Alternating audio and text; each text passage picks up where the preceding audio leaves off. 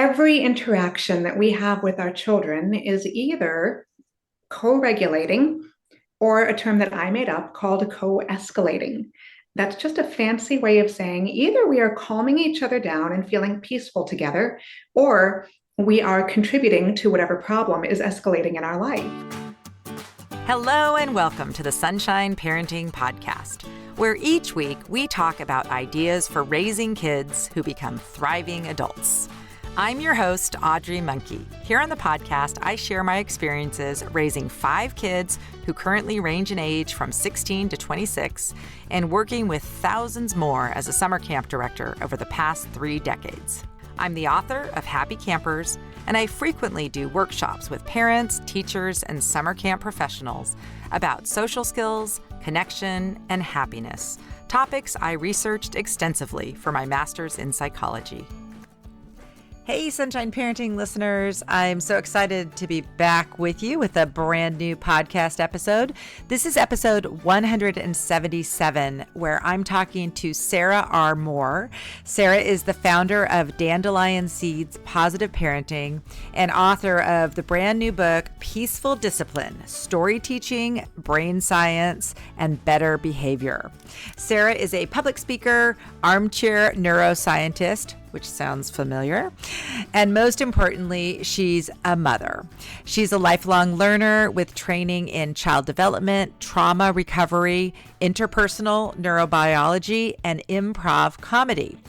As a certified master trainer in conscious parenting, Sarah helps bring joy, ease, and connection back to families around the globe. And don't we all need more of that? So I'm really excited to bring you this conversation today with Sarah R. Moore. We recorded our conversation on November 10th, 2022.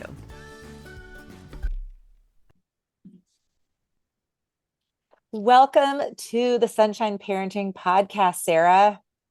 Thank you so much. I appreciate you having me. This is so fun. We first connected, and you can help me, maybe a couple years ago. Did we first connect? Oh, somewhere between 2 days and 1,000 years ago. I'm not sure. Yeah, I think it was pre-pandemic. I was thinking today, I think that's our kind of the guideline of the marking point. Was it before that or after that? I kind of think it was before that. I do remember that Tina connected us. Tina Payne Bryson. We're both huge fans of hers and friends of hers. And I saw that she blurbed your book that we're going to talk about today. And she wrote the foreword for my book. So she obviously is very supportive of both of our work too. So that's a mutual connection we have. But in any case, I talked to you about something. I think it was for one of your courses or something like that. It was or just you do interviews with authors. I do. Yeah, I think I was helping you promote Happy Campers at the time, which I still think is one of the best books out there for campers and non-campers. So I'll sing your song all day long too, my friend. Oh, sweet. And so you share that with your community. Who do you share your interviews with? Yeah, I share it with my community. I've got them available on my website. In fact, I think that I was holding yours for a parenting summit that I'm releasing in a couple of months. And now that I think about it, I was in this room when we spoke, and I've only lived in this house for a year. So time warp. Okay. So it was again, within a year. Okay, well, great. Well, I'll love to hear that conversation that we had because I remember enjoying it. Don't really remember what we talked about. But anyway, here we are. And today we're talking about your book, Peaceful Discipline, Story Teaching, Brain Science, and Better Behavior. And there it is. I'm just holding it up because some people may just watch this and some people may just be listening. But I've really been enjoying the book. I'm not all the way through it, but I'm about halfway through. And I just really enjoy it because it's definitely a different take and a different approach than anything I've read before.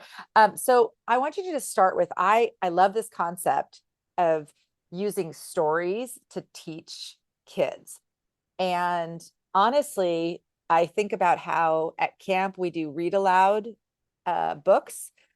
And sometimes we really try to choose ones that have good discussion teaching points. We still use it, but Wonder, the workbook Wonder, is a really good story with some good messages and some great opportunity to debrief with kids about kindness to people who are different. There's so many big topics. And so just talk a little bit more about how you came to this like understanding about the power of using story teaching in parenting. Sure. So I will back this story up to when I was a little girl. One day I was in the car with my mom, and this was, of course, in the mid 1970s before safety was invented. So I was in the front seat with her and, probably sitting on phone books and all the things that are so highly illegal in this day and age. Forgive me for dating myself, but it is what it is. But I remember at one point she lifted her two front fingers, her index finger and her middle finger, up to the middle console of the car and started acting like it was a little person walking around. And as a young child, I remember being so intrigued by that imaginary person she created. She or I'm not sure, named him Little Albert. And fast forward to when my daughter was a little girl and we were doing our first cross country airplane ride, I reintroduced Little Albert to her. Much to my surprise, though, she wanted more than just finger play from me. She wanted to know how little Albert was going to handle different situations. She wanted to introduce her own characters. So she introduced her fingers into it too. She wanted to work through life's problems through the emotional safety of this imaginary family that we had created. And it struck a chord for me because we know that according to brain science, we've got this beautiful part of the brain called, which maybe actually isn't that physically beautiful, but be that as it may, part of the brain called the hippocampus that is essentially the brain's storyteller. How we learn, how we make sense of experiences, and how we retain memories. Like if I say, picture your granddaughter, you're going to picture her. You're going to have a visual memory of the last time you saw her. The hippocampus essentially does this.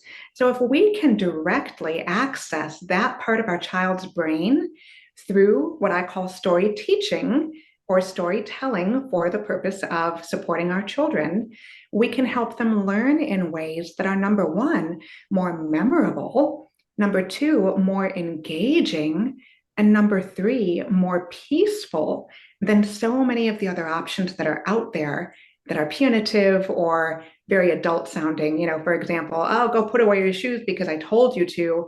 That's not very memorable for a child. But if I tell a story about, some character who forgot to put away their shoes and what happened, it's much more meaningful to the child.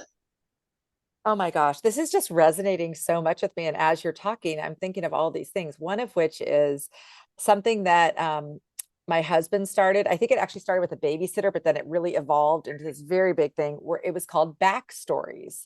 And when we were putting our kids to sleep, they would say, do a backstory. And the backstory often involved people. And these did not have lofty lessons like what you're, but they had like going up and going down slides and things happening. And sometimes there were interactions between two characters on the kid's back, but basically it was like a back rub with a little story in it. And, of course they love that. And then the other thing that came to mind is as an adult, when I go to a conference, I hear all these speakers and I do all these things. And what I remember most is stories that people tell, like examples of something that happened that demonstrates what it is they're trying to teach. So I think all of us respond really well to stories. The other thing that really resonated is when you put that third person in. So when you're talking to your child, and instead of talking about their problem with leaving the shoes, you're talking about some other story about somebody who could never find his shoes or was late all the time because his shoes were constantly in different places or whatever, that it takes away, like they're less defensive in the receiving of it because it's not about them. It's not critical of them. It's just this story. So I really, really, I'm really excited about this. And Sarah, this is so crazy, but you know how things always kind of connect. Just this week, I had a conversation with the executive director of the Dibble Institute. Are you familiar with the Dibble Institute at all? I feel like I should be. Well, it's just I kind of happened upon it. I don't know when. It's a nonprofit that is mostly focused on the research about programs that help specifically adolescents with like intimate romantic relationship skills. And so they kind of get all the studies and programs, and they're sort of a clearinghouse. And then they do these free webinars about what worked and what's the basis. But they've really expanded. They have a lot now on friendships and mindfulness and a lot of different things. But one of the programs that they have, and I actually just got a copy this week, is geared towards like kids 12 and up. And it is a story-based curriculum.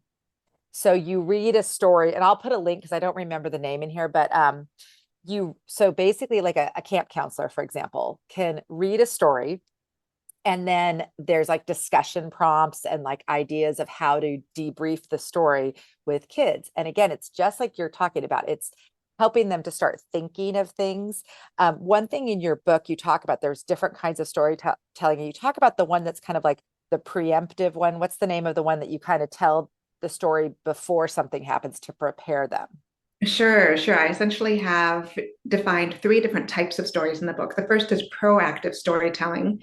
Second one is in the moment storytelling. And then the third is reactive or restorative. You can call it different things, but yeah, proactive is the one where something's going to happen and we want to help prepare our child for whatever it is. Yeah, it's amazing. So the proactive approach is what basically the Dibble Institute has determined is the most helpful with these kids. It all and so the curriculum, like we won't be using the ones like that are about like intimate relationships and that, but they have a whole section of the stories on friendship and just general relationships and social skills. And so I have my copy. I'm going to kind of read through it and see which ones might work for us. But here we are talking about storytelling now. This could be for our high school age kids and middle school age kids, which is very much resonating that like I'm getting this message from your book, from this other conversation, which I love how when things come together like that. So I think one of the things that looking at your book, it could be that people think, oh, well, my children are older. Does this really apply? And the answer is yes, it does apply because the concepts work really for any age, even adults, right? Exactly. Yeah. I joke that I use versions of it with my 52-year-old husband all the time. This is how humans interact with each other, and there's no upper age limit for it. You know what? It's so funny, Sarah. I have really, I mean, I think it's maybe because of camp, but just because of life, really determined that everything that I've learned about parenting and the relationship skills and communication and everything applies to everything, every other relationship. And I also really firmly believe in kind of the trickle down theory. Like if you like at camp, we train our leadership staff how to be supportive and caring with their counselors they supervise so that they model for them what we want the counselors to do with the campers. And then the way the counselors treat the campers is how we want the campers to treat each other. So when we do practices like, empathizing with people who are feeling sad rather than not validating their feelings, or when we do these things, the idea is that it's for every level of relationship, not just the counselor to child or parent to child type thing. So I found this with your book. It's the same as whenever I read Tina and Daniel's books. Like you mentioned, the power of showing up. I always get that thing where I say, well, you don't even have to be a parent to read this book and get something from it, because if you have any relationships, you can use stories, you can use this concept. I do want to say, like when I read that, I'm like, oh no, I'm terrible at making up stories. Can you just like talk me and others off the ledge that you don't have to be some fabulous creative storyteller in order to use this? I love that question, and I want to normalize for everybody. You can be a terrible, non-creative storytelling type. You can be like, I enjoy spending my days in Excel. There is not a creative, cell in my body. This is still for you because fortunately, there are all kinds of stories. There are fact, there are fiction. Fact might be, oh, you know what? I remember a time when I was in eighth grade and leaving home for the first time without my parents, going to, this camp or this event or whatever it is. And let me tell you about what I did to help feel peaceful about it. That's a story. That's not something you have to make up and be creative about. Yes, you can do the creative options too, but even those don't have to be hard. It can be looking at what your child is doing and simply keying off that. So, for example, let's say you have a tween who is so incredibly engrossed in their online game that you're having a really hard time getting their attention. Well, what we know doesn't work is, hey, I told you to turn that off. 15 requests later, it's still not happening because they're having fun, they're engaged. But you can use the power of story to come over and say, oh my goodness, it looks like there must be glue on your hands because you're not putting your device down. How in the world can we get the glue off? You can just be goofy and get into character, so to speak, for 10 seconds. That didn't require a whole lot of creativity, and I just made it up on the spot here. But it's something that's going to be so much more engaging and connecting, even though it's just a micro story, and the child's not going to feel blamed or shamed for it. Okay, that's a great example. What about using real stories? Like, because that's what I like. I mean, I'm kind of more comfortable with that. Is that also a good approach? Like if you pick out like whether it's picture books for younger kids or chapter books for older kids that have maybe a character who's gone through something that you can then like debrief on. Is that as effective as well? Or Absolutely. Yeah. In fact, I can vouch for that one personally. I am raising a tween right now. Hard to believe she's there already, but she is. And just the other day, we were talking about the dynamics of a certain friendship. And I came back to, do you remember Anne and Diana from Anne of Green Gables? Yes, of course I remember that. Well, do you remember how they encountered this situation and what they did about it? And next thing you know, my daughter had a whole script and a whole plan of how she wanted to handle something. And it's only because I referred to something that we read a year and a half ago together, but it stuck because to your point, stories make sense. They stick around in our brains. Oh, I mean, this is just so much fun. The other thing that you write about in here that has been very top of mind for me and something that we were spending a lot of time, or we are spending a lot of time with our counselors on, is this concept of co-regulation. So, can you talk a little bit in the context of your work and in the book about what co-regulation is and why it's so important in our parenting and other relationships? Yeah, absolutely. So every interaction that we have with our children is either co-regulating or a term that I made up called co-escalating. That's just a fancy way of saying either we are calming each other down and feeling peaceful together, or we are contributing to whatever problem is escalating in our life. So it sounds like a lot of pressure, but this is just the normal dynamic of every relationship we encounter all day, every day. So when we co regulate with our child, we simply decide, I am going to show up in a way that is going to help create emotional safety between us. That means I get to express myself. I even get to say things like, I'm frustrated about, or I'm feeling angry about. You can still be authentic, but you do it in a way where the child isn't going to feel attacked. And instead, you say, let's find a way to work through this together. Sometimes it means you table the conflict for a little while. Sometimes it means you go read a book together, you go for a walk, you go on a bike ride, you do something where you spend time peacefully in one another's presence, just so that you create that emotional safety before you try to tackle a big hard thing. Other times you can go straight into it. It might be, I feel really uncomfortable with the exchange we had just now. Let's sit down and talk about it. In fact, even better, let's go out for a cup of tea and talk about it. Change the location if you have to, but you create some scenario where neither you nor the child is on the defensive. And instead, because of that safety, you are both open to whatever the other person's experience is. This, once again, has no upper age limit. Every relationship that we have, for it to be healthy, requires co-regulation. Yes, it's great when we can start this with little kids because then they learn how to do it too. But we can learn it and we can share it at any age at all, even well into adulthood. Absolutely. Yes, this is what we're talking with our counselors about. And this was another actually Dibble Institute. I went to a co-regulation webinar probably a year and a half ago, and they talked about kind of in the context of people who work with kids who've been through trauma, adolescents, really kind of a harder population to work with, and the importance of any adults who work with those kids to be able to co-regulate the kids. So basically it's this, yeah, like exactly what you said, that instead of, and I love your word co-escalation. In fact, I was kind of laughing inside because when my baby granddaughter, who's 5 weeks old, starts to cry, my daughter said, "Oh, she's escalating." Like we have this, like, that's our term.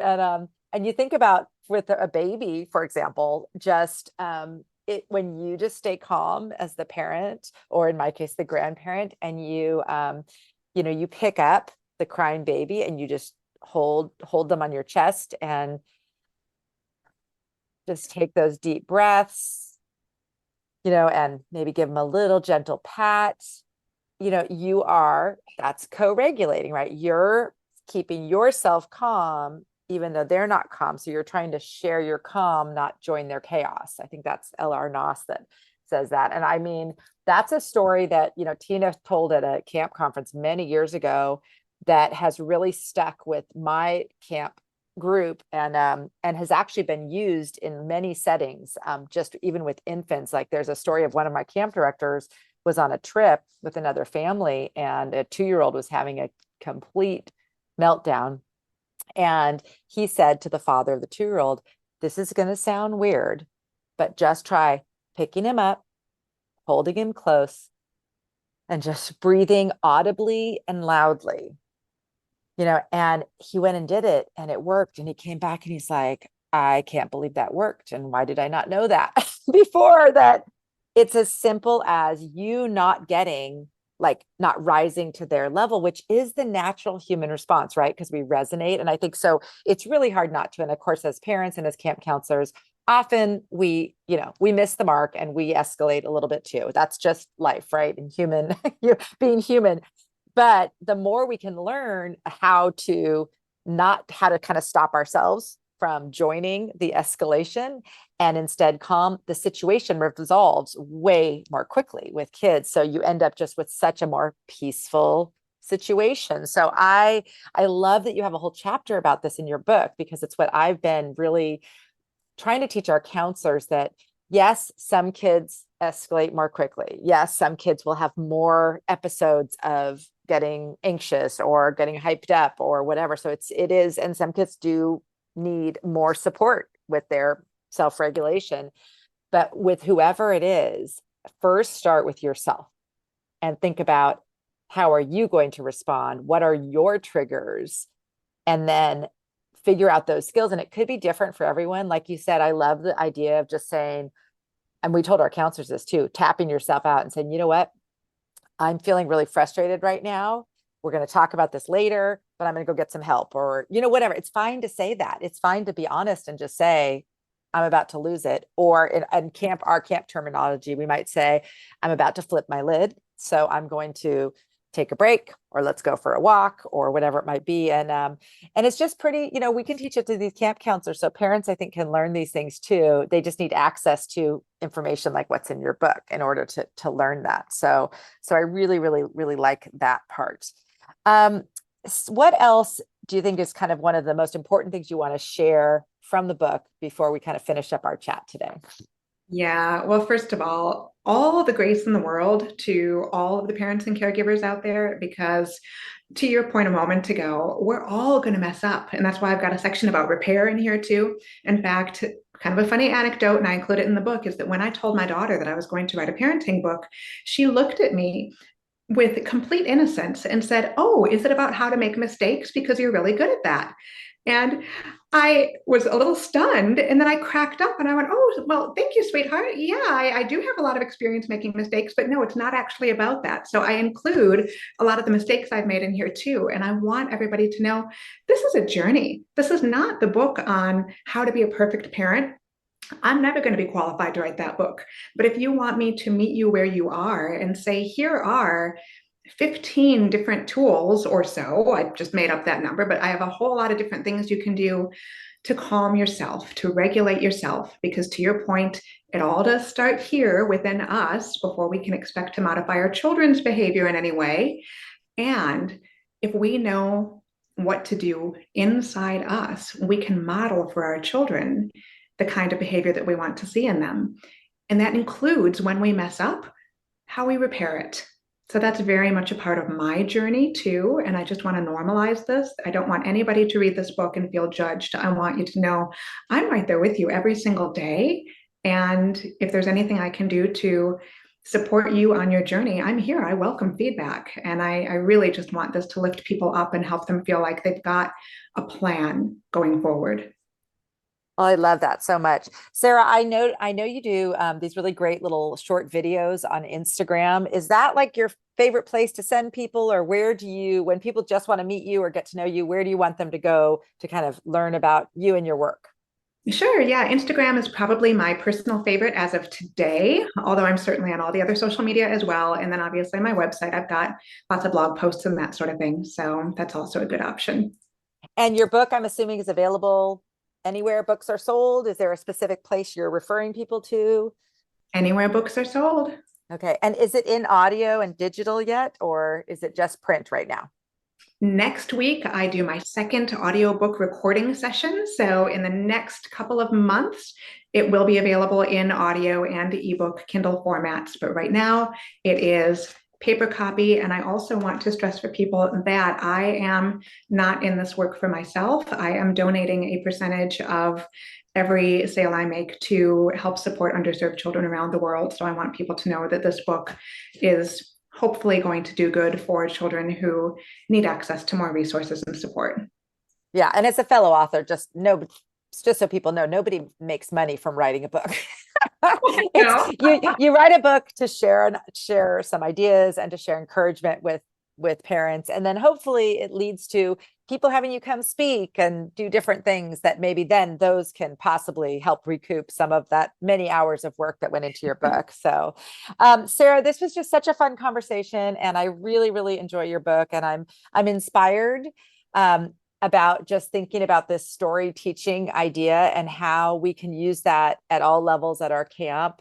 I'm thinking with the holidays coming up, how we can share family stories with our kids, with my adult kids. And I was even thinking, we're getting together with some friends tomorrow night. And I was, just thinking to make it meaningful. We haven't been together for quite a long time. These are kind of a group of parents that we all met when our kids were in elementary school. So we've known each other for a long time, but we've had a lot of, not a lot of time not together, especially with the pandemic. And I was thinking about meaningful ways to just have some kind of, just not, be too camp directory, but have like, what's a fun story that happened to you in this past year, or what are you dreaming about right now, or whatever it is, like thinking about something. And this just got me thinking, like, actually we all love to hear a good story. So it could be like, do you have a good story of something that's happened in the last year or two that that you want to share with us? Or maybe there's some other option of sharing. But I just like this idea of encouraging people to tell stories. Oh, I love that. And I'm excited for you to spend time with friends. That's so encouraging. Yeah. Oh, it's, you know what? I'm a little older than you, and with adult kids and the empty nest thing, that's such my priority right now. It's like, it's so fun. Like tonight we're going to dinner with some friends, and then tomorrow we're having some over, and super casual. We're doing a make your own panini party. So nothing, just really casual, but just getting together. So yeah, community, I think we've, that's one of the things that we learned, right, from the pandemic, that we all really need our people. Not operating camp for a year, that was the greatest loss for our kids, was that this was this community that they depended on being with, in the summer. So I will, I think everyone, especially people with younger kids, you're so busy and caught up in the day to day, but take that time for your friends too, because you really need that community. And that's your support, that you get to tell your stories of your mistakes and your successes with your kids, right? Exactly.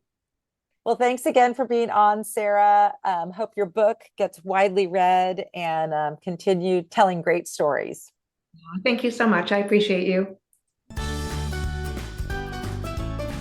As always, you can find notes, links, and other resources related to today's conversation by visiting my website at sunshine-parenting.com. While you're there, be sure to sign up for my email list so that you don't miss out on any of the great resources I have available for raising thriving kids. Hey listeners, if you enjoy the ideas I talk about with guests here on the podcast, then you might really enjoy my book, Happy Campers: 9 Summer Camp Secrets for Raising Kids Who Become Thriving Adults. In Happy Campers, I share research-backed strategies that I've used at my summer camp for more than 35 years and in my own family, raising my 5 kids. I cover ways you can create a happier, more connected, more positive family culture. And I specifically share ways you can help raise kids who are optimistic, kind, resilient, and are better at making and keeping friends. Here's an excerpt from Camp Secret number 8, Make It Cool to Be Kind. While our hackles will naturally rise and our protective instincts will kick into gear upon hearing about someone saying or doing something mean to our precious child, it serves us well to remember that, unfortunately, mean people will be a part of our child's world forever. Instead of jumping in to intervene and rescue our child from the pain, we usually serve them better by teaching them how to respond with compassion and curiosity. Launching a school-wide, adult-driven attack usually doesn't work because adults are notoriously bad at figuring out the root causes of meanness. Often, the kids perpetuating the cruelest acts are the ones viewed in a positive light by adults. Our kids' social lives are extremely complicated, and often the kid committing the unkind act is doing it at the urging of another kid. We need to encourage our kids to talk with us about negative social experiences, explore the possible whys together, and ensure that they don't get led down the road to meanness. I'm Audrey Monkey. Thank you for joining me for the Sunshine Parenting Podcast. Join me again for more conversations about raising kids who become thriving adults.